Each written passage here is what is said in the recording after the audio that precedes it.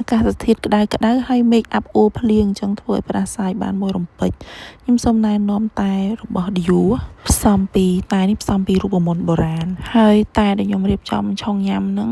វត្ថុធាតុដើមដែលសំខាន់គេមានស្លឹកម្លូជីអង្កាមហើយក៏មានបន្ថែមមកជាមួយនឹងរុក្ខឱសថខ្មែរយើងមួយចំនួនទៀតនិងមានការហាលសម្ងួតយ៉ាងត្រឹមត្រូវឥឡូវនេះទឹកខ្ញុំពុះហើយខ្ញុំក៏ចាក់ចូលទៅក្នុងប៉ាន់មួយម្សៅតែនេះពេលដែលយើងបើកការ៉ូបមកគឺមានក្លិនឈ្ងុយបងប្អូន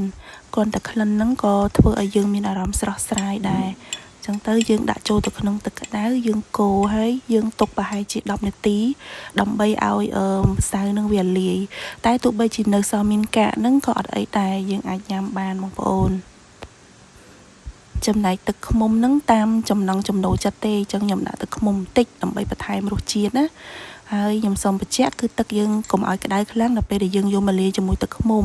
ព្រោះវានឹងធ្វើឲ្យបាត់បង់អត្ថប្រយោជន៍របស់ទឹកឃ្មុំអស់ណាអញ្ចឹងចាំពេលទឹកតែយើងនៅរៀងអ៊ុនចាំយើងយកមកលាយអញ្ចឹង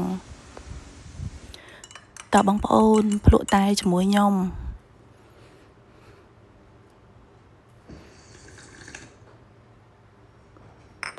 និយាយទៅពេលដែលញ៉ាំហើយគឺមានអារម្មណ៍ថា fresh ស្រស់ស្រាយហើយសាឡហ្នឹងម៉ាក់ក្មេកខ្ញុំគាត់ធ្វើគឺជាសាឡប្រហើរ